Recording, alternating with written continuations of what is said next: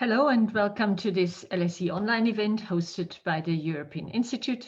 My name is Waltraud Schelkle. I'm a professor in political economy at the LSE's European Institute. I'm very pleased to be chairing this event today and pleased to welcome our panel. The speakers are in alphabetical order. Dr. Sebastian Diessner, he's at the moment a Max Weber Fellow at the European University Institute, and he did a PhD at the European Institute in the ECB on the ECB during the crisis. Dr. Corrado Macchiarelli, he's a principal economist at the National Institute of Economic and Social Research, NIESR, and he's a senior visiting fellow at the European Institute. Mara Monti, she's a visiting fellow at our institute.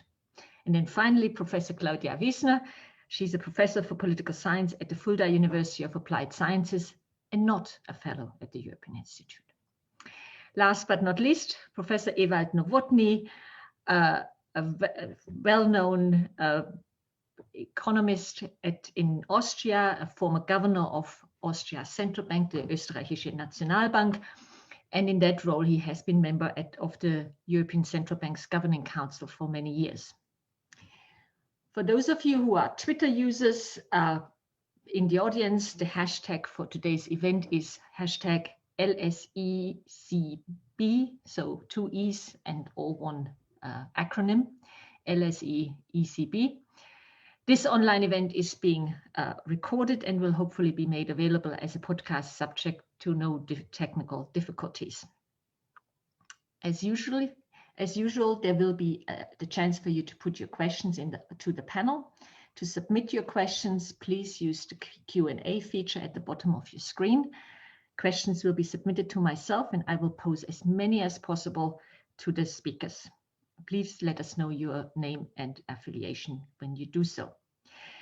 Now, I'm delighted to hand over to our speakers to present their new book, The European Central Bank Between the Financial Crisis and Populisms. And the first speaker will be Corrado Macchiarelli, who will introduce the book to us for about 10 minutes. We will have a comment from Ewald Nowotny, who has read the book very closely for 10 minutes. Then we have among ourselves for about 20 minutes a discussion that I will monitor, and then we give you the floor for 40 minutes of Q&A. So the floor is yours, Corrado. Okay, so I think everyone should be seeing the screen, I hope. So thanks very much, Waltraud, for the very kind introduction.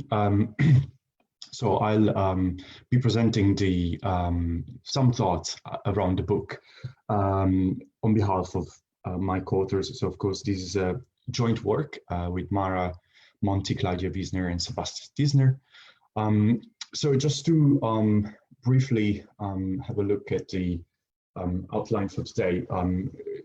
So in the next 10 minutes, we're going to quickly discuss about the ECB monetary roles and the so-called long shadow of the financial crisis, and moving on to the challenges of the EMU multi-level governance as a result of the crisis.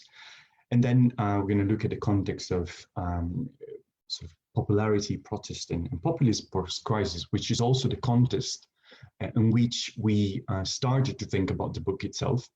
And finally, we will sort of narrow down with some thoughts about the legitimacy of the ECB and, of course, future challenges in the light of COVID-19, which is under everyone's eyes. Of course, very happy to take those arguments further during the Q&A. Now, if one looks at the last 10 years, which is roughly the focus of the book, so starting from the financial crisis, but even more so with the sovereign debt crisis, which is truly understood as a European crisis, that crisis underscores the issue of incompleteness of the EMU, in the sense that while the monetary sort of leg, the monetary part of the EMU was quite strong and well developed, there were a lot of issues on the economic side. And clearly, the crisis exposed those limits. Also, if one looks at the ability of the ECB to affect markets and achieve its inflation target, as well as looking at Eurobarometer data, one could see that in the first decade, roughly, of the EMU, there was a lot of general consensus that the EMU project itself was a good idea, and the ECB was successful in transmitting the monetary policy impulses to the market.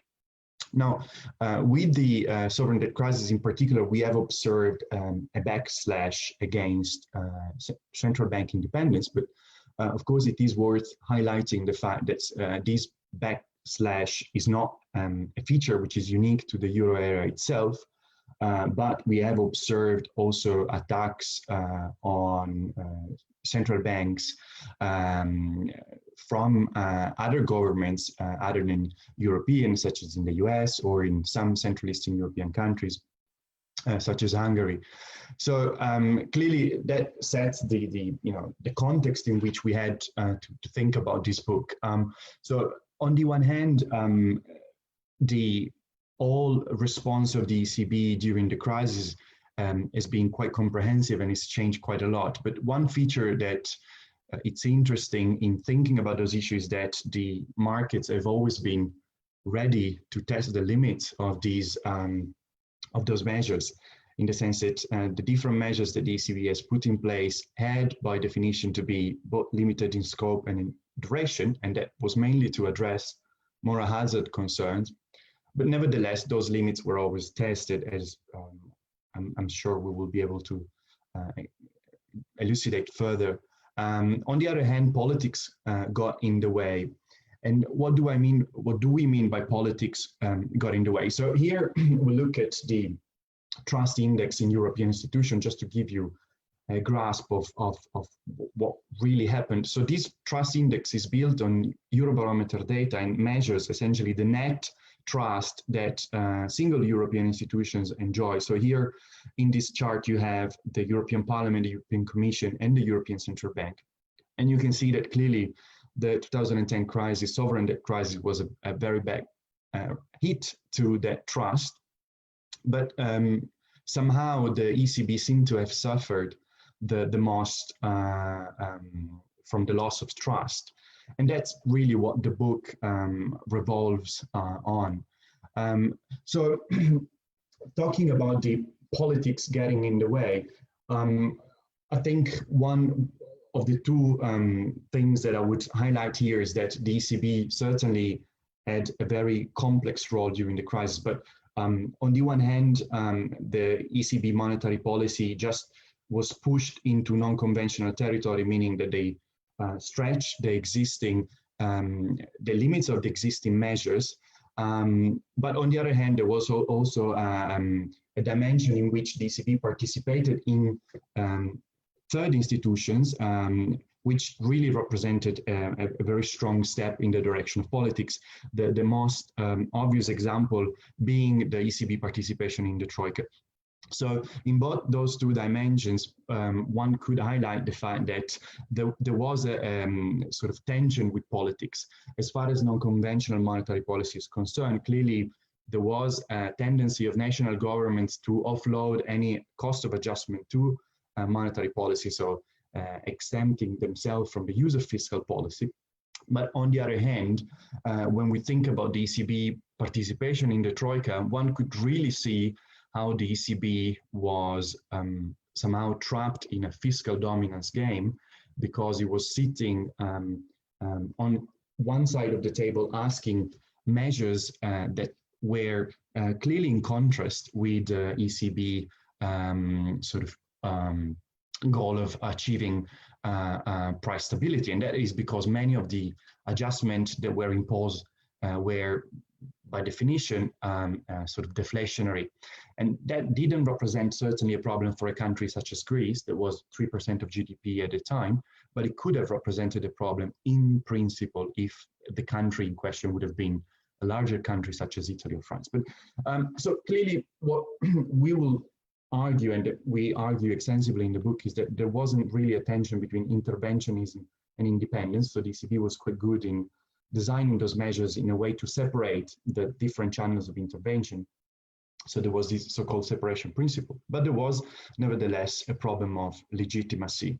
And so the problem of legitimacy arises not only, but largely in the context of the ECB participation in the Troika. And that was essentially because the Troika became an independent body that essentially had its way into national budgetary policies. So the national parliaments were somehow deprived from their natural role of voting budgets. And that is, we argue, but I'm not going to give a definite answer here, but one thing that we argue is that clearly that poor economic performance and crisis of legitimacy as well as accountability tended to go hand in hand. And in a sense, the ECB, which was one of the most active actors during the crisis, found itself exposed to what was really a vacuum at the institutional level in the European Monetary Union. Now, thinking in retrospective and reflecting on the context in which the book was written, 2019, so which is when we agreed to write the book, was a very special year. Was very special year not only because we had the European elections in which there was a very strong upsurge of populist parties in Europe, as well as in the rest of the world, but Europe was a case in point. Also because the ECB had a very special case in which in 2019, 10 out of 25 members of the Governing Council changed, including the president. And of course, there was a lot of questions and a lot of uncertainty about how would have populism played a role in the context also of this high turnover in the Governing Council. Now, the one fact is that clearly the ECB legitimacy, which is really one of the keywords in this analysis we've done, is now quite thin. And of course, as my colleagues will be happy to discuss later, that is because the ECB has little input legitimacy at the moment, because it is used to be one of the most independent central bank in the world. But also the output legitimacy is quite weak because the ECB has, particularly since 2013, missed its inflation target, and also there's been a relative decline all over the world of the relevance of the monetarist orthodoxy, in a sense that central banks are gradually shifting away from the idea that inflation target can, as a byproduct, create stability in the economy. So that is gradually changing. So the ECB is mainly left with a throughput legitimacy, which is really a complex word to say, a procedural legitimacy. And these, of course, there are ways and scope through which this throughput legitimacy can be enhanced. So I'll conclude, because that is about the introduction. But one thing that we sort of want to throw at the audience is that, is for sake of creating a discussion, is that clearly in the short term there will be a very strong need for the European Central Bank to keep its role of guardian of monetary and financial stability. But there have been renewed sets of questions that have been raised with COVID, and that were raised already before COVID, but certainly COVID-19 has reinvigorated, if you like. So one of them being the fact that there is a very strong evidence that trust in institutions as well as economic growth and prosperity tend to go hand in hand. And now with Europe stuck in a low inflation, low growth environment with a lot of challenges on long-term sustainability as well as investment, clearly that could leave some fertile grounds to populist forces later on.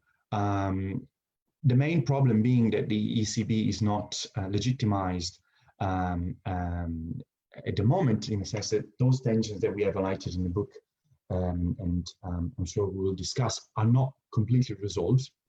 But really, in the long term, there should be a deeper reflection about what the right policy mix will look like, and if a monetary and fiscal policy mix will be what awaits us in the future, then that should be reconsidered in the light of the ECB independence, in the sense that, of course, clearly ECB independence cannot be fully achieved if we accept the idea that monetary and fiscal policy will become even more complementary.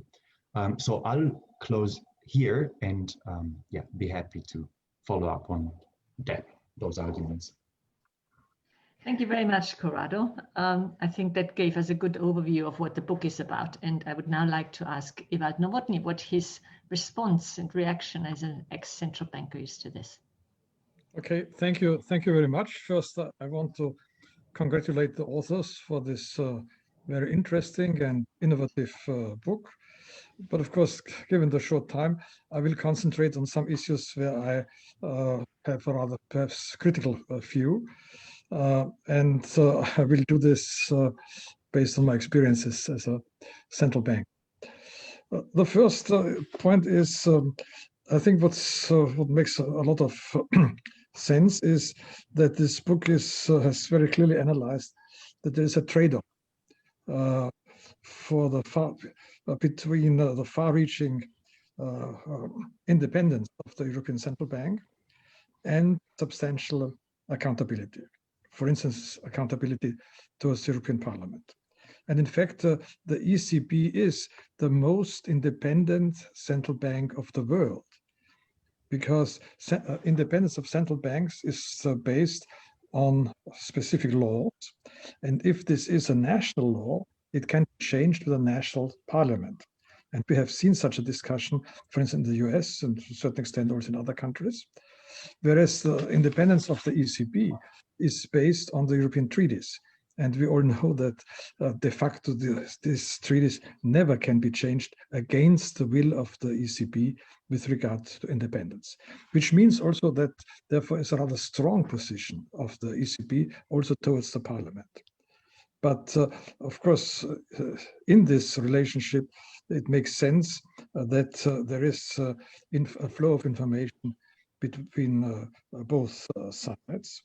And in this book, it is specifically discussed with regard to the role of the monetary dialogue with ECON, with the Economic and Political Committee of the European Parliament.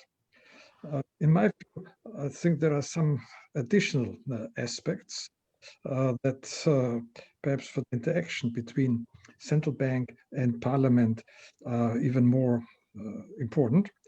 The first is very simple. The European Parliament has the power to have hearings of candidates for the executive board of the ECB and then to have a vote. This is something close in the line of the US, but as far as I know, no national European Parliament has this right to have hearings with prospective members of the executive board and of the prospective governor. And the European Parliament did indeed use this instrument of hearings and votes, but it did not use this very much with regard to general monetary politics. It used it to other kinds of fields of politics, especially with gender policy. So we had, and this is true, women are dramatically underrepresented in European monetary policy. And so when Yves Mersch, at this time the governor of the Luxembourg central bank, had been nominated by the EU Council as a member of the EU Executive Board, the European Parliament delayed this agreement, asking for a woman to be a candidate. At the end of the day, Yves Mersch got his job, but the message was understood by the European Council. So this was a case where the Parliament reacted and had substantial power on a very important point, because we all know a big part of politics is about personnel. And so this is where they're really influential. The second point is that parliamentary committees have a substantial role in the legislative process of the EU, and therefore also especially in the field of supervision.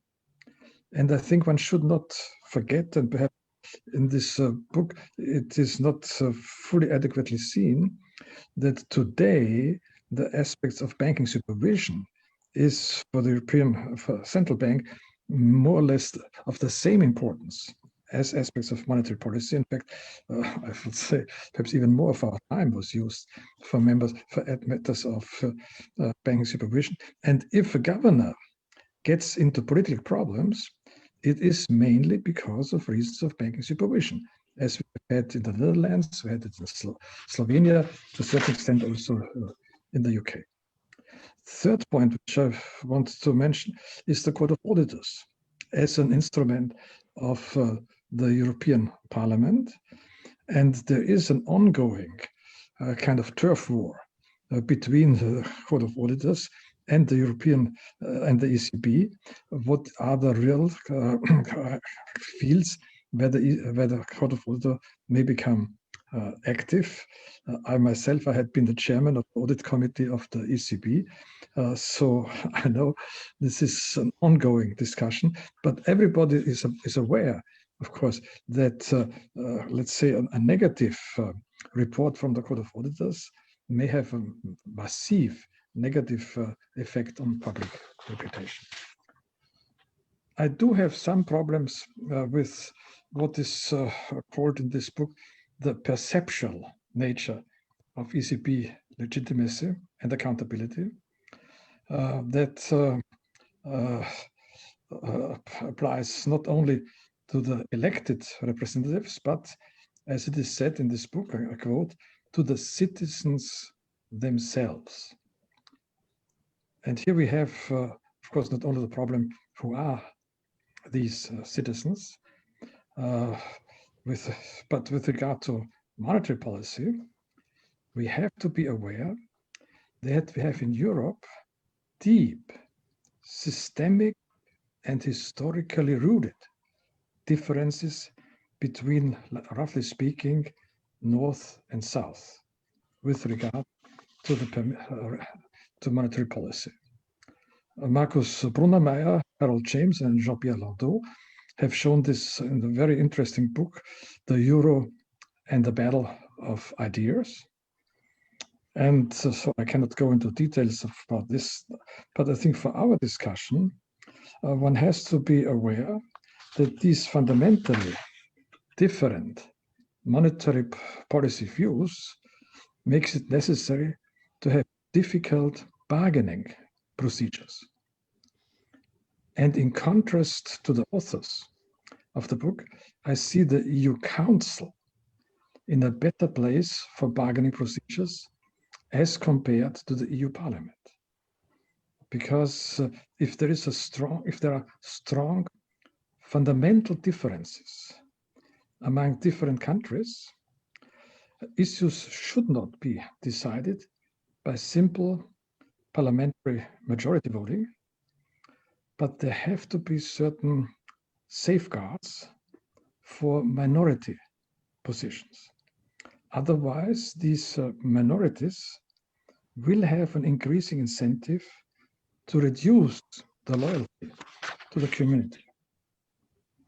And the voting procedures of the EU Council give minority positions a clearly stronger role than the voting procedures of the EU Parliament.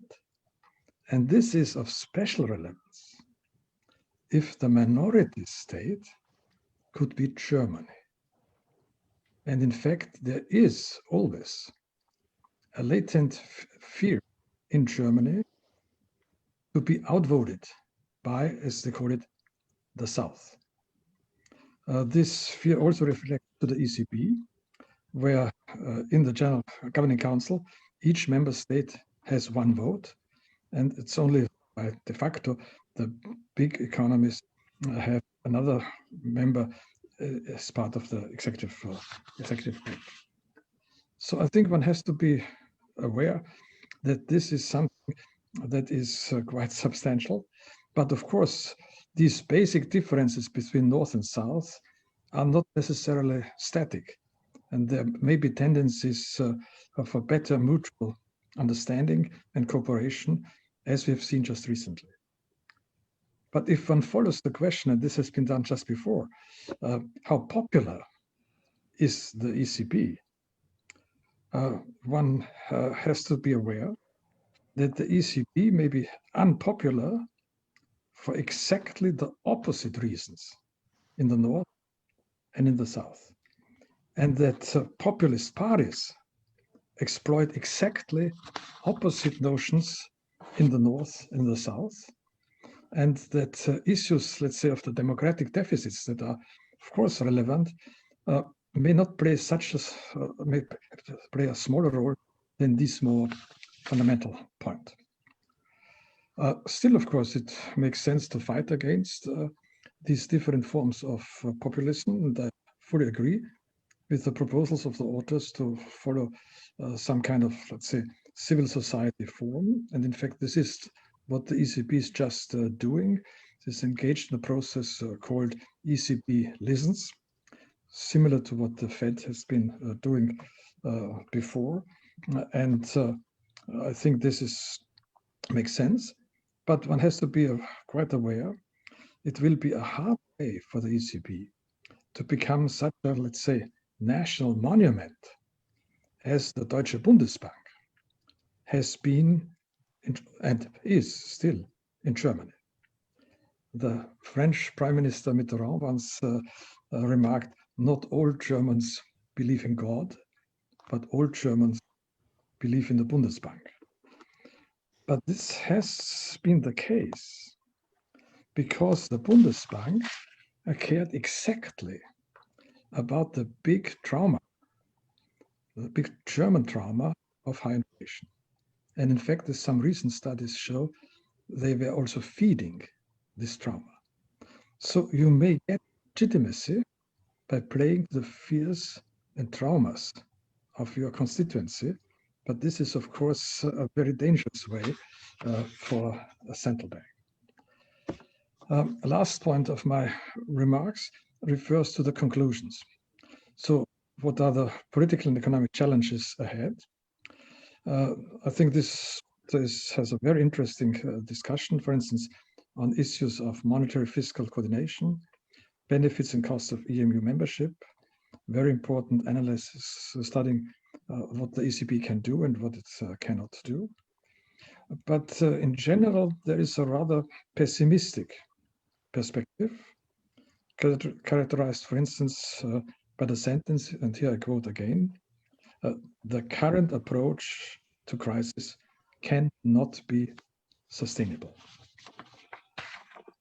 In fact, with the wisdom of today, and Corrado has mentioned this, I consider this last chapter perhaps a bit too pessimistic. Just this year, the ECB has been able to create a vast support program, part of it in the form of grants. Its most important point is that for the first time, we have an agreement on common bonds. And this, of course, this has not been a Hamiltonian event in the real sense, but nevertheless, it's a step that would not have been feasible a year ago. And this may be a hint that it may need some big external shocks, crisis developments, to achieve institutional progress in Europe and also to get far-reaching popular support for it. And this, by the way, is no unique European experience. In many cases, external shocks, unfortunately, in many cases, wars, brought about major institutional changes. But one must not forget that the ECB and the EU as such are, historically speaking, relatively young institutions. And so that there is still a long journey to go for these institutions. So speaking in an LSE context, I rather foresee, if I may say so, Popperian approach of trial and error. The euro as such clearly is irreversible. And I think a book like the one we are discussing now is quite a helpful orientation for this trial and error process. Thank you. Thank you very much, Professor Nowotny. That was an excellent overview that raised a few questions for the authors that I now take up, like the European Parliament may be in certain respects more powerful than the book has it. There are generally more checks and balances on the ECB than you seem to concede. There is a role for the European Council rather than the Parliament to have fundamental debates about the battle of ideas around central banks. And we should be a bit more optimistic, even though it comes in this dismal form of we always need a big crisis to move forward with popular support instead of calm debate and deliberation. But progress is made, and it is not clear that the current approach is so, unmovable. Would anybody like immediately to respond to some of this, or should I ask you perhaps more specific questions that relate to your contribution to the book? I do not see anybody to immediately raise their hand, or is this Corrado? Did you want to respond? We can't. I mean, I just, of course, it was very useful to have that discussion and really the insight from Professor Nowotny on his experience. That was really useful. I think I'm not going to comment on the role of the sort of Parliament and the Council, because of course my colleagues Sebastian and Claudia are much better positioned than I am. But I think on the pessimistic look, the only thing that I could say is that we thought it was quite interesting, for instance, how even more during the first early stages of COVID-19, there was a tendency where national governments seemed to be ready to mutualize risk through the balance sheet of the ECB, and that happened almost overnight, in the sense that from Lagarde's position of we're not here to close spread, they had to essentially scramble together the pandemic program, and that really happened quickly if one puts that in perspective of how long it took Draghi to agree on the OMT. So we certainly agree on the fact that a lot has happened against all the odds, but it's clear that the crisis, as Professor Nowotny said, opens and raises even more questions, and the sort of EMU approach of sort of regenerating from its ashes is true once again. So that's all I wanted to say. Thank you, Corrado.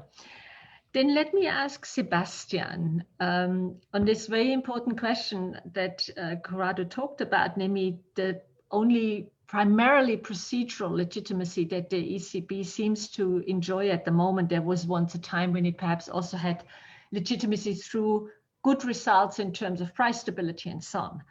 Now, what can be done about that? If you simply, would you have to change the way governors are nominated and all that? Do you think this will help, or do we just have to hope that the output legitimacy in terms of financial stability and all that will improve. Sebastian.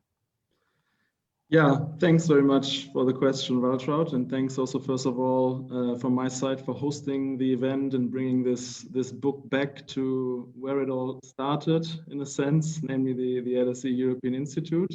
And thanks also so much for the very insightful comments. On your question, I mean, I guess it implies to some extent, is the current procedural legitimacy sufficient? And I would struggle to see that, and then we can discuss whether one can get towards a more sufficient degree of legitimacy. But we have to start somewhere, and we are to some extent, I would argue, for the time being, condemned to this procedural notion. Mark Dawson calls it the false promise of procedural legitimacy, but we have to start somewhere. The reason I would struggle to see it as sufficient, and I think that this is becoming more and more accepted, is actually two reasons, and they are to some extent related. I mean, on the one hand, the existing procedural legitimacy channels, what we mean by that is mostly accountability to the European Parliament, as was also picked up in the comment by Professor Nowotny. They are themselves already in need of improvement.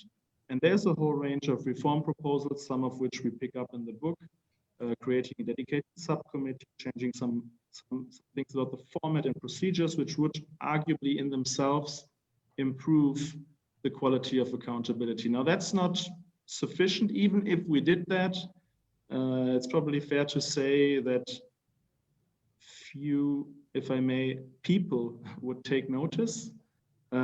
So other ways have to be found to reach out to this very admittedly and agreed diverse set of European citizens, or at least to their representatives in civil society. That's indeed happening now, starting this week, the day after tomorrow, with the ECB Listens events, very timely. But I think very much will depend on, to answer your question, whether there is some actual, if you will, input from this exercise or not. And I would insist a bit on that perceptions matter here, and I agree that they might be very varied, but this is very much an attempt, and I think a recognition to remedy perceptions of a lack of input legitimacy. So in short answer would be current procedures are not sufficient. That's increasingly recognized, but also maybe the first steps are being taken to remedy that.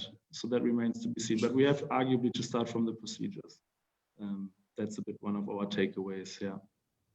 Thank you, Sebastian. Mara, may I bring you in? How you were interested in this, or your contribution was particular about the rise of Eurosceptic parties.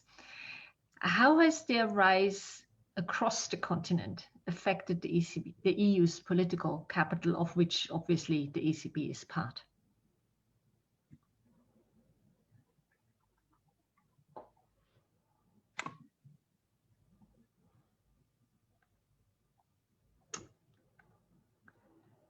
Mara, you are muted. Sorry. So no, just to say thank you to Waltraud, and thank you also to the LSE for giving us the chance to present the book today. And to answer your question, I would like to start with the last European election and then the Eurobarometer result, which measure the confidence in the ECB.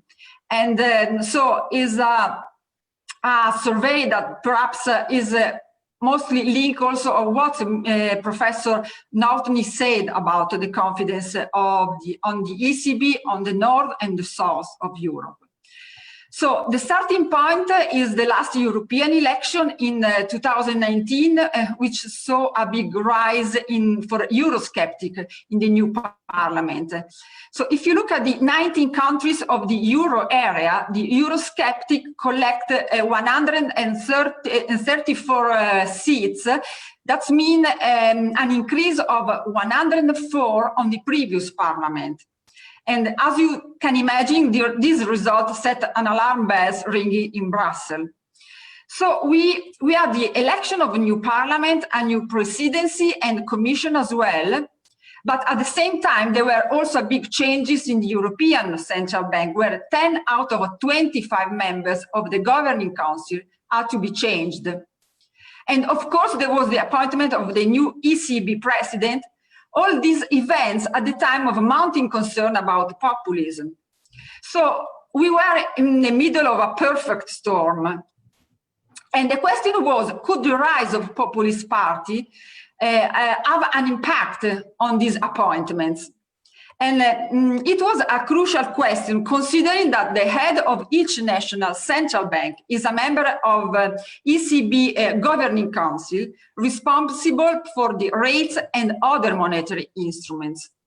So who appoints national central bank presidents, and whether they are free from political interference is a question which raises concern about central bank independence itself. So let's remember that several anti-establishment parties were putting pressure on the ECB and on the euro as part of they called exit strategies. We had in France Marine Le Pen's far-right party Rassemblement National, in Italy the populist Lega Nord e 5 Stelle, and in Germany Alternative für Deutschland. So this brings us the next topic, how popular the ECB has been. Well, with the barometer data, we measure how the perception of the ECB has changed. And so to answer that, we analyze the level of confidence in the ECB and the European Commission in both the core and periphery countries for the euro area, and before and after the sovereign crisis. So the data show us that before the crisis, the trust in the ECB was at the same level in the core and periphery countries. But during the crisis, the trust in the ECB dropped in both areas. So that was perhaps to be expected in periphery countries such as Greece, Italy, Spain, and Portugal, which suffered the most during the crisis. However, what we saw was a drop in the popularity of the ECB also in the core countries like Germany, Austria, and a bit less in France, Belgium, and the Netherlands too. So if we compare that with the European institutions, the drop in confidence in the ECB is larger than the fall in support in the European institution. But, and this is perhaps surprising, the fall was particularly sharp in the core countries. So how we can explain that? Well, the drop in support in periphery areas is easier to explain. Countries that receive financial help during the crisis, like Greece and Spain, basically they lost control of national budgets. Many decisions were taken externally by the IMF, the ECB, and the European Commission, or the so-called Troika.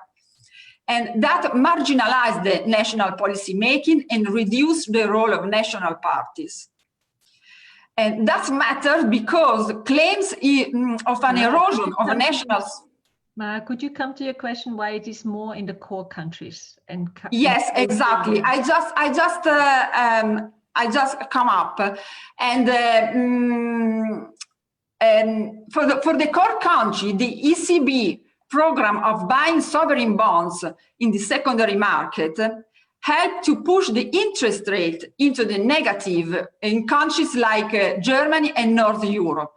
So the negative impact of national saving and pension funds was also highly unpopular. And it must be remembered that the former German finance minister, Wolfgang Schäuble, accused the head of ECB, Mario Draghi, for contributing to the rise of the German far-right party Alternative für Deutschland. So I'm going to conclude by saying that even for an independent policy-making institution such as the ECB, which is less dependent on popular support like government, the loss of confidence may invite criticism, putting more pressure for populist forces. So the question is whether a long-lasting distrust in the central bank puts at risk the independent monetary policy making that many in Europe value so highly. Thank you. Enjoy the book. Thank you, Mara. Claudia, can I then bring these two things together? As Mara just told us, EU citizens' distrust in the ECB fuels populism and criticism of EU leads more generally, but in particular the monetary policy elites. Is it then enough to install deliberation and consultation mechanisms in the EU, starting from this procedural legitimacy that Sebastian has talked about? If not, as I expect, having read your book, how can and should the EU's fiscal governance be democratized? Okay, so I see I got the easiest question of all of the possible questions. I mean, there is obviously no easy answer to this. It's a very complicated setting, and it might be astonishing, but I absolutely support Ewald Nowotny's argument. And I really found this hint at the history of ideas behind the euro very convincing, especially as a German. I mean, I speak here as an EU scholar, as a scholar in democracy research, and as a German. And I'm going to make a claim for a breach of austerity and for a breach of a strong stability policy. And I mean, it's probably not a problem if I do it at the LSE, but I can assure you that it's a problem when you do this in a German context. So the Germans would go bashing you when you say we need to question some of the fundamental ideas that Germany had in constructing the euro. And this would be my argument, because obviously I'm not at all against deliberation. Deliberation is a very good instrument, it's very helpful, but we must not confuse it with input legitimacy. Input legitimacy is linked to elections. Input legitimacy is linked to certain parliamentary principles, as long as we are in a representative parliamentary system. And the ECB doesn't have this. And it's my conviction that the ECB should not have it, because we are never going to elect a central bank governors board. That's a contradiction in itself, if you ask me. So we are talking about what Paul Tucker termed unelected power, and the question of which powers do we want to delegate to bodies such as independent central banks from our directly legitimated bodies. So everything that we can do about deliberation, and I think it's a very good initiative that also Christine Lagarde wants to be closer to the citizens, will only remedy throughput legitimacy and will only remedy the public part of visibility of a body that will always stay indirectly legitimated. So we have a problem regarding input legitimacy and also output legitimacy, and it's my conviction that this needs to be brought back where it belongs. Now, it's either the national parliaments and the national legislatives that must be included, but we all know how problematic this is, because we have an EU monetary authority. So the solution that I have sort of ended with, and I admit that it's much easier on the conceptual and theoretical level than on the practical level, is that there must be a kind of input legitimated counterpart for a democratic governance of this economic or political economic part, a kind of, democratic counterpart to what the ECB does.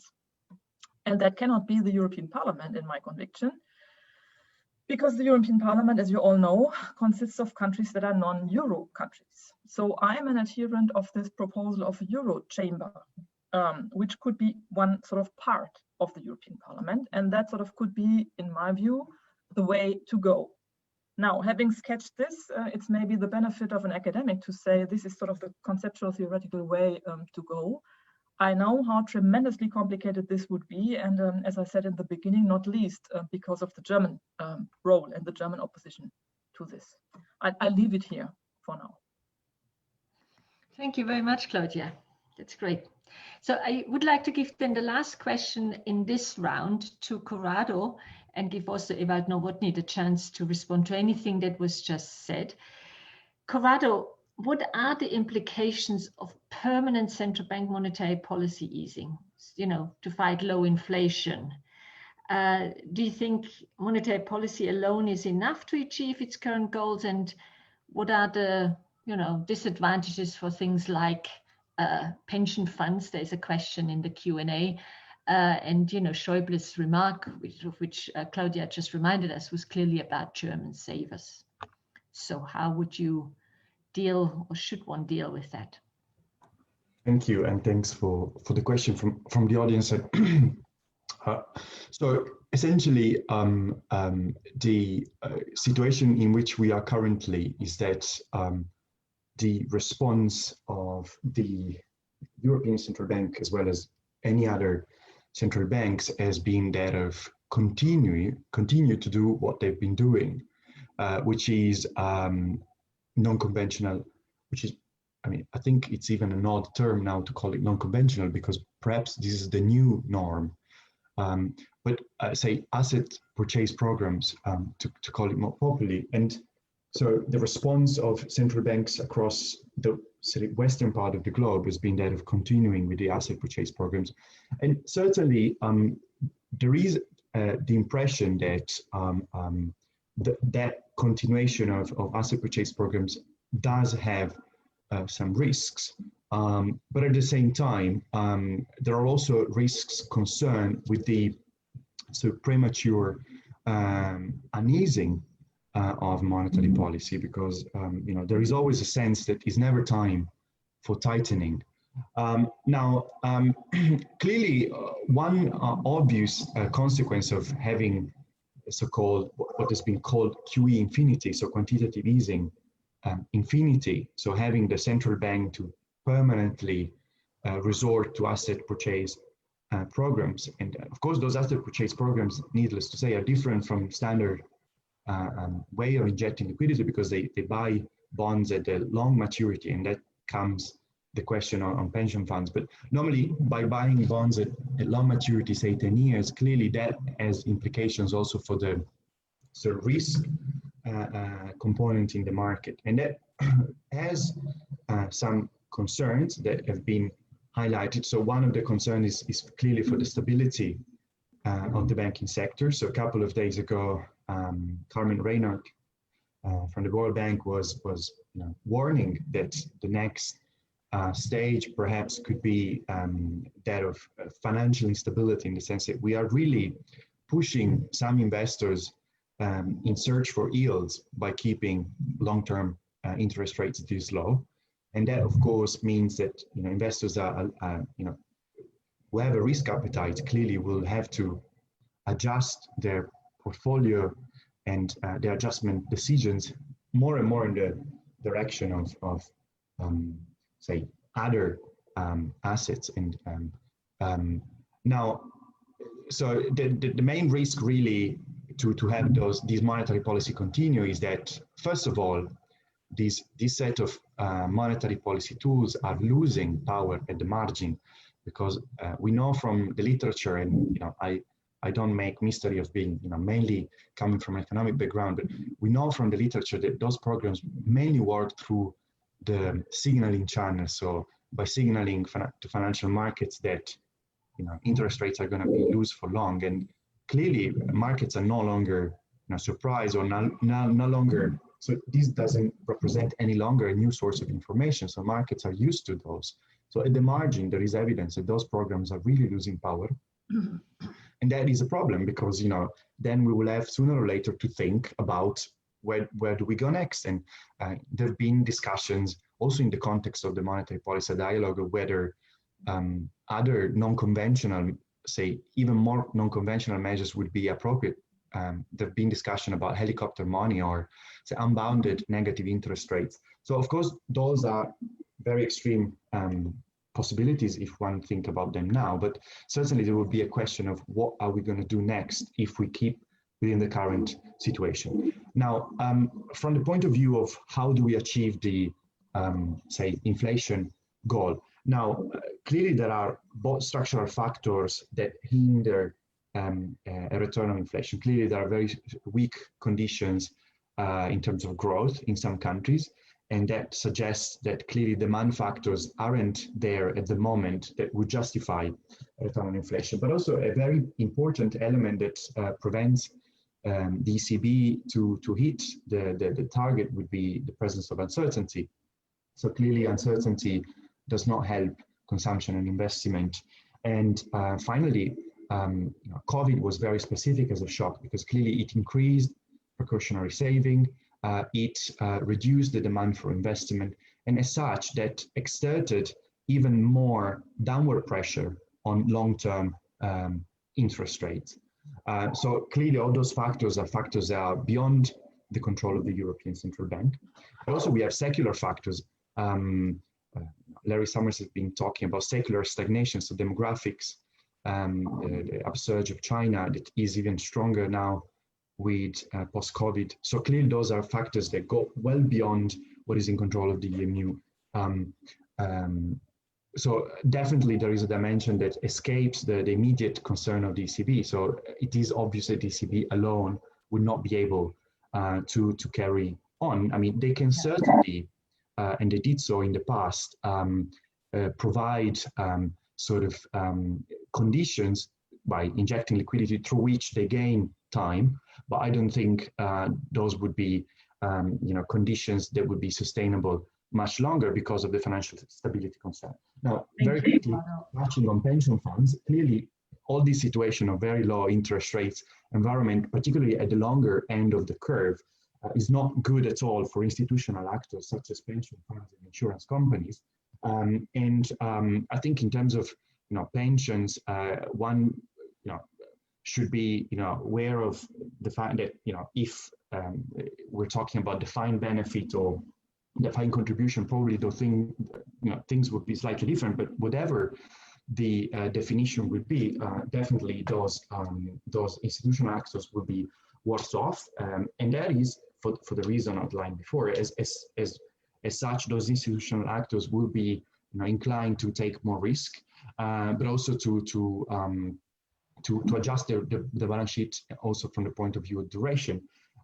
So clearly, those could and will have concerns that we will have to address, if not in one way, in another, in the other, which will mean through regulation. So I think we have now a very delicate balance in which we want to, of course, spur a recovery and sort of a stronger economic growth, but at the same time, we don't want to transform this very special situation, with this very special shock, into now a financial stability concern, because that will be clearly creating even more problem if the banking sector would be involved.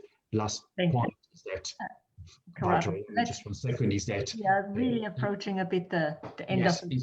I think the main difference now with respect to 2009, 2010 is that the banking sector is much better capitalized now. So I think preserving the soundness of the banking sector would be quite crucial at the moment. Thank you. Almost a bit too good, well capitalized, and playing in the casinos forever. That's the problem with it, isn't it? Ewald Nowotny, would you like to respond to any of the things that have been said immediately, or? Yeah, perhaps by just following up what has just been discussed. I think one has to distinguish between, let's say, the short-term perspective, short-term in this case meaning three years, 2 years or so. I think for this perspective, it's quite clear there must not be a premature normalization. I think this is broadly agreed. For the longer period, I think that for the ECB, it would make sense then to try to get some kind of normalization. I think that the situation of having negative interest rates is a rather problematic constellation with regard to financial stability perspective. And one has to see this is something specifically for the ECB. We don't have it in the US, you don't have it in the UK. In Switzerland, it has totally different reasons because it's about the exchange rate. So to get back into, let's say, kind of low but positive territory, I think would make a lot of sense. And then, of course, we have the, let's say, the longer perspective. And here, and this was also discussed in your book, I think one of the really critical aspects will be the issue of monetary financing. So what is the connection between monetary policy and fiscal policy? And you see this because markets and many of us expect to have some kind of Japanese situation. That means very long, low inflation, low interest rates, also low growth. This can be covered only if you have monetary financing, as they have in Japan. De facto, they have it also in the US. And de facto, to a certain extent, we have it in the EU. But of course, we have these very strict legal limits that we have to observe. So, and I think this will become one of the decisive issues. I myself have just published a book a bit on this, where this is one of the things I deal with, because I think we will have to find some ways of monetary financing with control.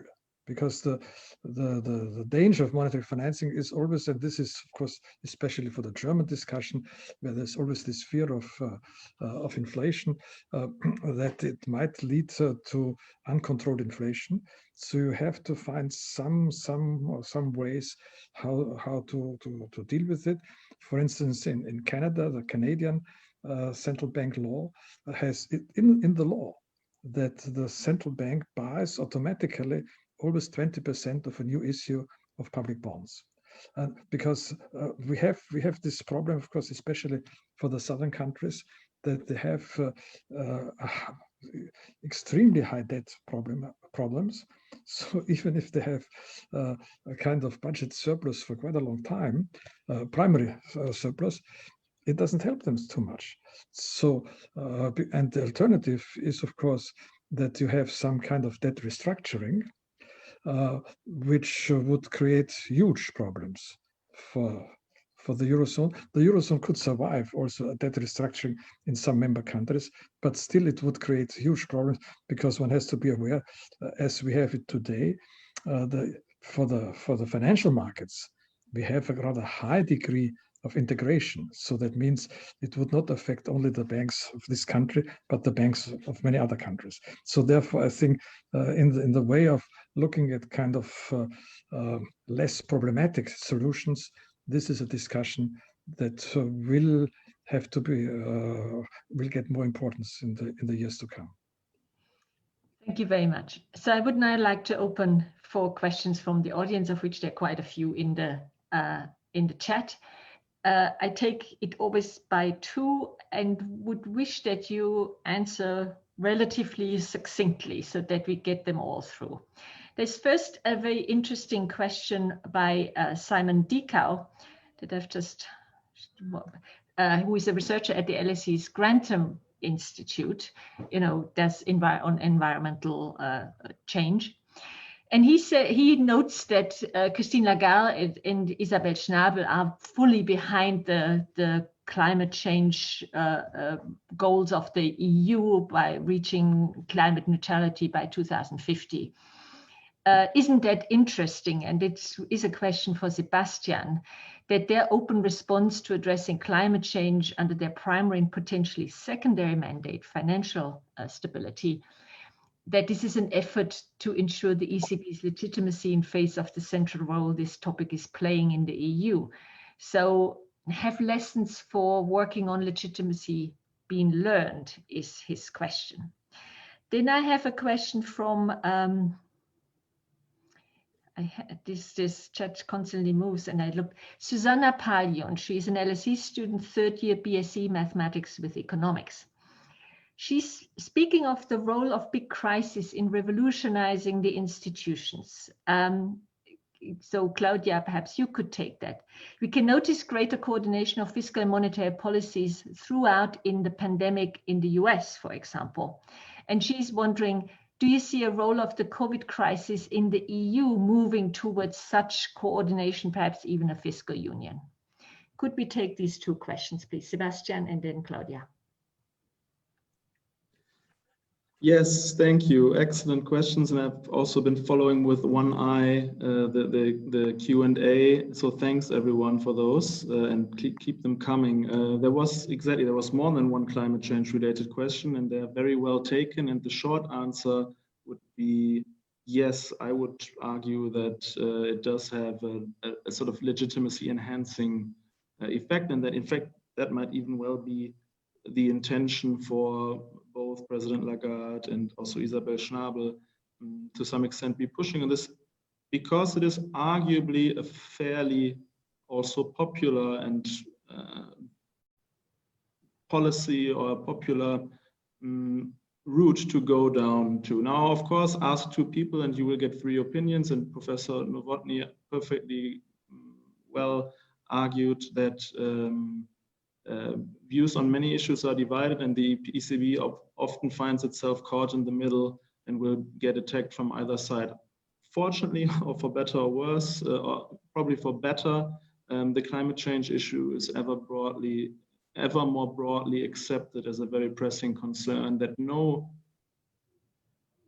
powerful institution can disentangle itself from. You will have the dissenters from Germany perhaps or elsewhere that would argue that it's not the central bank's role to get very involved with this, but I think they will remain the minority, and it is at the end of the day to be embraced from this, I think, legitimacy perspective, that these calls, Fridays for Future, etc., are being also heard and reflected, and it's simply the issue of the century and beyond to be taken into account. So thanks for those questions, and short answer, yes. There was also a question of Max Dirk, indeed, EL alumni from Switzerland. Claudia, you are muted. Yeah, sorry. So the short answer is also yes. I think there is a tendency that the COVID crisis will move the European Union towards a fiscal union. But that is, in a sense, let me say, a guess supported by the facts, in a sense. The facts that we now saw a rescue package appearing concluded that doesn't have the same austerity conditions as did the financial help in the financial crisis. And the fact also, and I weigh this more importantly, that there was a kind of awareness that if the European Union now does not, it's a bit outdated maybe the expression, but stand together, it's going to be in major trouble. So this is how I would read the results of the summit in summer. Now, when we look at what are the real problems in getting this rescue package through, we see a European Parliament that is not satisfied with the outcome in certain respects. We see other countries that have their interests. So I would say this consensus is probably still fragile that we have seen here.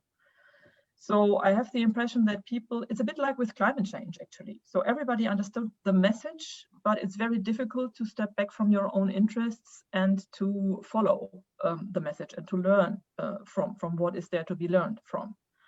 Now I really jump back very long into the history of ideas of European integration, but this is how it all started.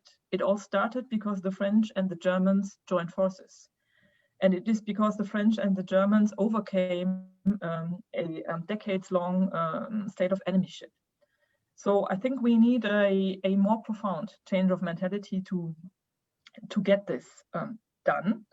But I think there are positive signs. And on the other hand, I think if this rescue package doesn't come through, and if there is not mutual support following this COVID crisis, then the trouble will be even bigger with all the dynamics that we have been sketching in the book. And then there's one last point that I would like to mention. I have been quite surprised that a lot of thinkers and practitioners in the banking sector, in the sector of financial institutions and financial enterprises have been putting forward issues of democracy in the last times. So it's not the usual suspects on the political liberal left that argue against the dangers of populism in Europe. It's quite often financial institutions. I recently saw a comment by the CEO of, how's it called, this institution that Friedrich Merz, the name is getting lost. Friedrich Merz is on the board of a BlackRock. So I realized, especially in Frankfurt, which is the city where I live, a fear of increasing social inequality and what it does to democracy. And I realized a sense of that this may endanger also a liberal economy as we know it. So I know that this is independent from what politics thinks in the moment, but I think this is going to be very influential. So for me, these are two factors that would speak in favor of moving towards fiscal union. The sense that I think there is at least an increased understanding on the level of the EU governments, and I would say it's backed by the understanding that democracy is a precious good to have, which does not come from politics, but which comes from financial actors. Thank you, Claudia. A question that I would perhaps put to Corrado, and then I have one for Mara. Corrado,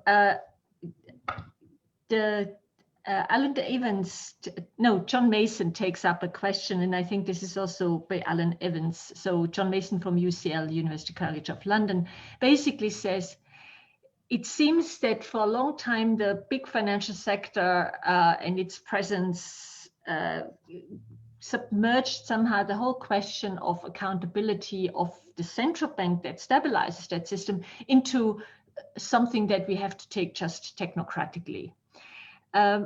By whom, to whom should a central bank be accountable? And who should even determine what accountability mechanisms we have? And then I have a question for Mara that is from Federico Ferrara, who is a research officer, in fact, in a project that I am the principal investigator at the European Institute. He says an interesting policy change of the ECB over the past decade has been the increasing effort to communicate directly to the public, we listen and so on. This was mostly aimed at filling the legitimacy gap generated by the loss of citizens' trust and political backlash against the bank, about which you talked as well. Do you think this is a positive development, that they now respond to this? And in the context of the ECB's strategy review, would you advise the ECB to proceed further in this direction, for example, by having a greater presence on television and social media? So, Corrado, first on this accountability question.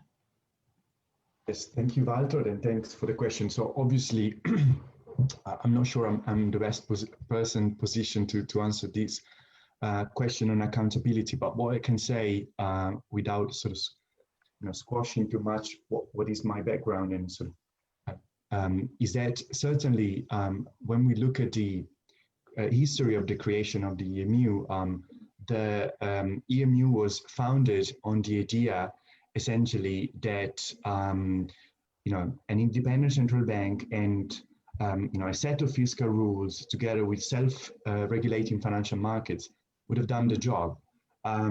Now, we learned in 2010 that so this didn't happen. Clearly, what was sort of the no bailout rule was essentially fictionally deemed non-credible, in the sense that if one looks at bond rate premia of Greece versus Germany prior to 2010, they were almost inexistent, and that allowed everyone to essentially borrow at the same rate, even though fundamentals were different. And so clearly there was a sharp realization from financial markets and policymakers that financial markets are not self-regulating, and that of course prompted a whole revision of regulation both at the micro and macro prudential level, not only in Europe but also with Basel. But in Europe specifically, I mean, there was a lack of financial architecture, so there was a creation of the European Systemic Risk Board and the three ESAs agencies that were transformed from the three-level Lamfalussy existing ones. And clearly that realization created a new equilibrium where all of a sudden financial stability became much and ever so important in Europe.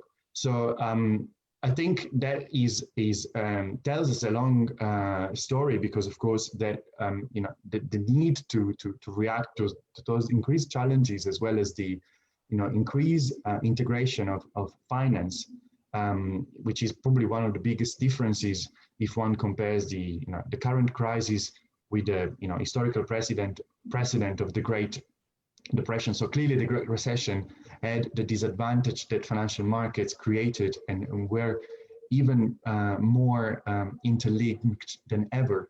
And a lot of the volatility that we took out of the real cycle, so we have proceeding to the Great Recession, we had this period dubbed the Great Moderation, but in fact, there was an illusion because all the volatility was essentially outsourced to the financial cycle, to the financial sector. So in real terms, we had very little volatility, but we transfer that to the financial sector. So I think that clearly says a lot about how and why the ECB had to be put, for instance, in the ESRB, why a lot of new institutions had to be created. But of course, that created a lot of institutional and sort of democratic problems. But that, as far as I could answer, because clearly I would not be the best person on the panel to answer what, how we can determine sort of legitimacy of the ECB. But I think from the economic viewpoint, certainly a lot has changed, and we should now reconcile these the new world in which we are living, in which clearly financial markets do represent a strong reality, with the architecture of the EMU, without creating sort of voids that, of course, leave democratic deficits and gaps, which, of course, represent a breach to sort of centrifugal forces. Sorry. Thank you. Mara, you're muted. Yeah.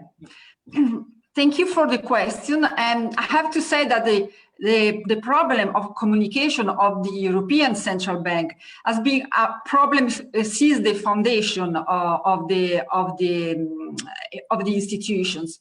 And also, when we think in the change from Mr. Trichet, from the president of the ECB, Mr. Trichet, and Mario Draghi, one of the main changements was exactly on the communication. This is a subject that was mostly focused on the ECB. But we have to consider another thing, that ECB has a big impact on financial markets when they talking where we on press conference, about on press release, on other media, and so we have considered the impact that the ECB has on financial market. And we have two examples. The most powerful word that we consider for the European Central Bank, the famous whatever it takes, that Mario Draghi said, just to prevent the collapse of the euro, and the result was exactly what was expected. So the market reacted in a very huge forces. And the other example is recently, the last 18 March, from the President Lagarde, when she said, we are not here to close the spreads. And so this was read by the financial market like the ECB was not there for sustain the country that have a big gap between the interest rate, basically the Southern European countries. So yes, if from one side it is important, the ECB has a direct relation also with the citizens, but we have to consider that it's not a political institution. So they have a big impact on financial market, and this has to be considered. So not miscommunicating would be a good start as well. Yes, I agree. Can I then, because I don't see any questions, although I take one up by Alan Evans, but from a slightly different angle, because we just talked about accountability. And this is, what can we learn from that supposedly complete fiscal and monetary union US? So there was earlier this question, very coordinated. Now at the moment, any fiscal stimulus is stuck in the Congress because obviously Republicans and Democrats cannot agree on any fiscal stimulus package at this stage in the electoral cycle. That reminds you of under President Bush, lame duck, crisis was high, and they could not pass a fiscal stimulus program through Congress. One had to wait for Obama to come in. So there's also a problem when the center has the budget. If the center then can't pass it, nothing happens. And the other is what Alan Evans mentions. You know, the president of the United States at present really challenges the independence of the Federal Reserve. So should we, in a way, say this is what democratization means, that parliaments can go into a standoff over fiscal policy, while in the EU, in the end, the member states could always go forward if they liked to. And should there be an authority, perhaps an elected one, that could actually say to the ECB, listen, our priority at the moment is to stimulate, and that's what you do. Who would like to take this up? Perhaps, if I may, yes, volunteer from a central point of view. I think one has to see what is the reason for giving independence to central banks. And the reason is, let's say, this kind of public choice argument that you have to have an institution that has a longer term view than you can have in the political arena, where of course you have this period of elections, and therefore, let's say, vote maximizing politicians might have too short period for certain long-term perspectives like price stability. And this is kind of similar with the idea of having independent judges. The question is, of course, for the judges, you have a very clear, they cannot, perhaps the US judges may, but usually in the continental tradition, they cannot create the law. They have just to follow a law that is given. So this is of course the problem for central banks. What is the mandate and how close is the mandate? And here I think we have and this is what I wanted to mention, in the European Monetary Union, we have of course the problem that there are basically different views with regard to the mandate, let's say between North and South.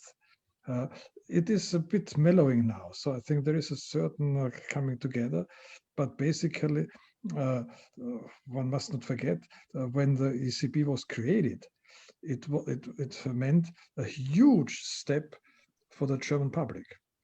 And so the promise was the ECB will be a clone of the Deutsche Bundesbank. And so that is, and of course it has developed in a different way. It had to develop a different way, but this is still, I think, the issue. One issue with the independence is the matter independent from whom. We always are speaking about independent from politics. But this is what has been just mentioned.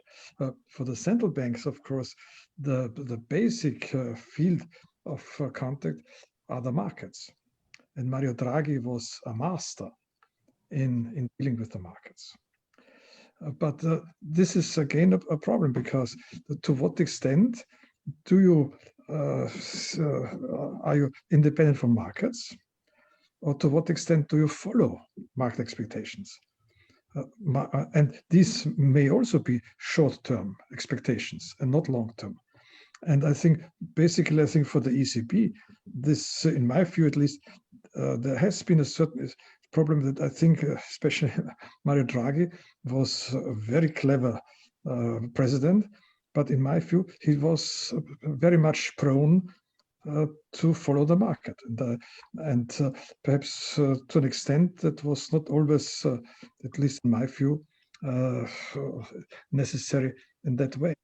And there we have now an interesting development with the Fed. The Fed has this campaign, what's called the Fed Listens, where they also have meetings with, let's say, town hall meetings. And meetings where there are, for instance, trade unions on board, and from small and medium enterprises. And we have had at the ECB, we had regular meetings with the biggest European banks, with the biggest financial institutions. We never had meetings, for instance, with the European trade unions. Of course, the problem is that we have very different trade union organizations in different member countries. We have no comparable representation for small and medium enterprises. But I think this is the challenge that we really have to overcome, how to get in contact with these issues. And for instance, one result of this, the Fed listens, was that the Fed now is stronger with regard to the goal of full employment. Because obviously in these discussions, it was they saw what some suspected anyhow, that in really the labor market is in a much worse condition than had been thought before. So I think this it's always the question, independent from whom, and this is a room to evolve. And so what you also say, communication could also be along the corporatist ideas of the stakeholders, big stakeholders and representatives of economic interests, from trade unions to small and medium enterprises to like this, business, yes. non-financial business, should be in a communication with the ECB, to respond also to Federico's question. Is there anything else you would like to add to this question just now?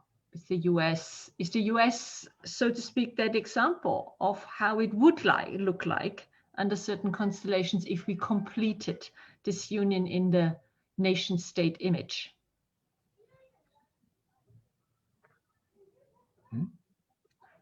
Claudia. You see, I'm raising my hand. Yeah. I mean, there are those famous articles by Barry Eichengreen, who has been discussing the lessons we have to take from the US for the European Union.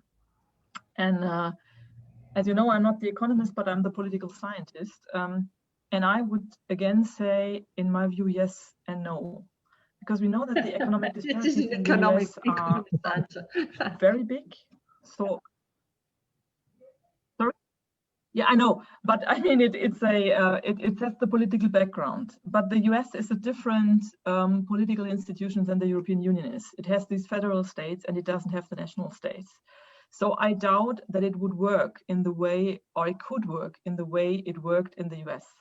So what we maybe could do, okay, let's say it's a political economy answer, yeah, with an emphasis on the political, is to take the economic lessons from the EU and to try to translate them into the European Union's political framework. That, in a sense, would be my argument. We should not think, and we must not think, in my view, that we can import this one by one. Just say, let's do as in the US, because the framework and the framework conditions will be different. Yeah.